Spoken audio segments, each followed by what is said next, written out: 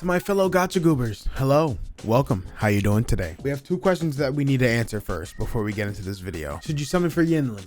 Yes, you should. Why should you summon for Yinlin? Because it's Yinlin. Anyways, in today's video, we are going over some of the echoes that Yinlin will be using for her kit, as well as going into her kit and showing some gameplay. Let's get straight into the video. All right, now since I do have a video that kind of sort of goes into Yinlin's kit, which will be linked down in the description below, we're not really going to be touching too much into that, but we're going to be touching more up on her echoes, team synergies, weapons, and then at the end I'll throw in some gameplay that I did manage to find from CBT2. So what we have here first is going to be the echoes. Now the echo that I highly recommend the most for Yinlin is going to be the Thundering Mephis. You transform into Thundering Mephis, engaging in rapid assault of up to 6 strikes. The first 5 strikes deal 132.61% electro damage each, while the finishing strike inflicts 189.44% electro damage, with an additional 31.57% electro damage from the thunder. After the final hit, increase the current character's electro damage by 12% and resonance liberation damage by 12% for 15 seconds, which I feel like is going to be huge because Yinlin already is a powerhouse on her own. And recently, it has been discovered that a lot of people are going to be using either a 4-4-1-1-1 set or a 4-3-3-1-1 set. Now, me personally, I will be experimenting with both, but if you are going to be running a 4-4 set, I highly recommend Thundering Mephis with Tempest Mephis. But if you are going for more of a typical 4-3-3-1-1 set, then Thundering Mephis first, and then into Violet Feathered Heron and Flautist. I would say that those are probably the most beneficial when it does come to using Yinlin, just with what they can offer. But when it does come to your Thundering Mephis, make sure that you are focusing crit damage or attack or crit rate, whatever it is that has to do with crit. Make sure you are rolling 4. And I'd say that's pretty much it for the echoes. It all is a personal preference when it does come to using the 1-cost echoes.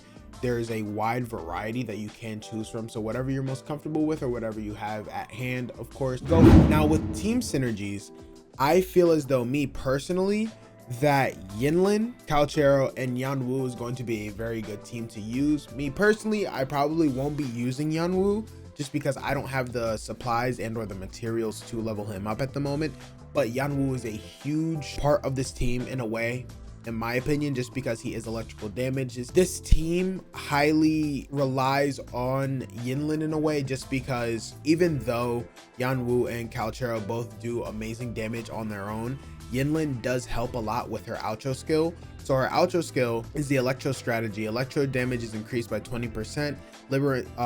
Resonance liberation damage bonus is increased by 25%, and the effect lasts for 14 seconds or at least until the character exits.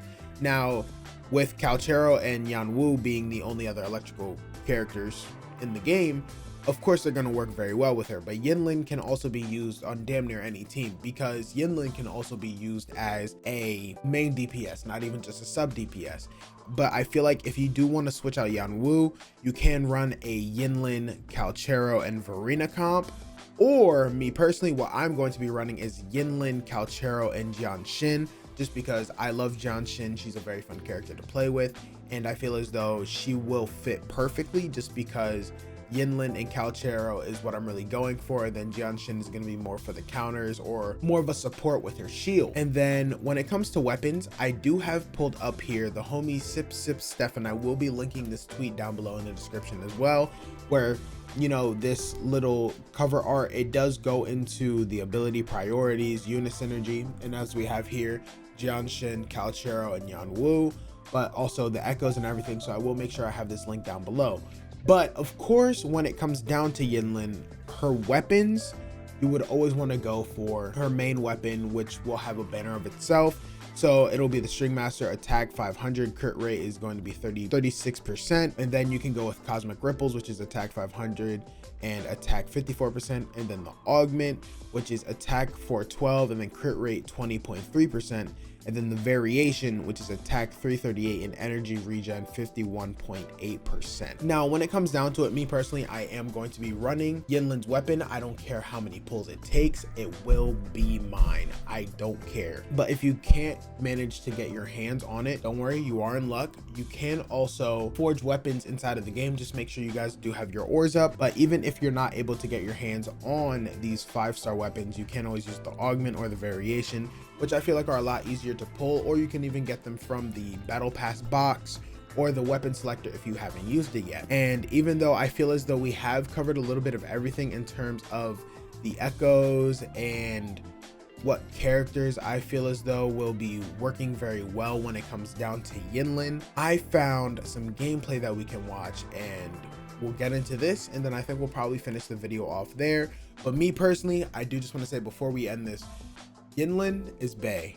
Yinlin is always going to be number one in my heart, and I'm super glad that I managed to get Calchero, because I think Calchero will become a top tier DPS compared to Jian. Now, yes, Jian does do a lot of damage himself, but Yinlin, I love Yinlin, and so I feel like Yinlin is going to be able to take Calchero to another notch. But let me stop rambling. Let's get straight into the gameplay. Let's see this. Now, it is going to be a little bit pixely just because it is on Twitter, but Yinlin just looks absolutely beautiful. And I will say, everything that I have said previously, just do take it with a little bit of a grain of salt, just because I did hear through the grapevine that Yinlin is getting some changes or a slight rework, but she still is going to be a great character, so don't let that scare you at all. But dude, Yinlin she looks so good. Oh my god. And I will make sure to link this down below in the description also. Dude, her damage is insane. Let's see, because this Yinlin, she's at level 70. Oh, look at that Forte skill. Hold on. Dude. Oh my god, I want to be wrapped in it. I'm so sorry. I'm so sorry. But holy moly, dude. Also, let me know down below. Did you guys pull for Jian? If not, are you pulling for Yinlin? And if you're not pulling for Yinlin, are you saving for Jinxie or Changli? Let me know down below. And also, don't forget to like, comment, and subscribe for more Wuthering Waves content. Oh, this game is so beautiful, dude. I cannot wait. We're literally getting her, what, within like a day by the time I'm recording this? Oh my god, pull that string. Pull it. Oh, Yinlin. I can't wait to have you in my hands. And I will be streaming my live, I will be streaming my polls over on Twitch, twitch.tv/SR_Tenzin, will also be in the description down below. All right, and that is it for the gameplay. But if you guys did enjoy this video, don't forget to like, comment, subscribe, and let me know down below what other type of Wuthering Waves content you guys would like to see, and let me know how your polls go too. I'll catch you guys in the next one.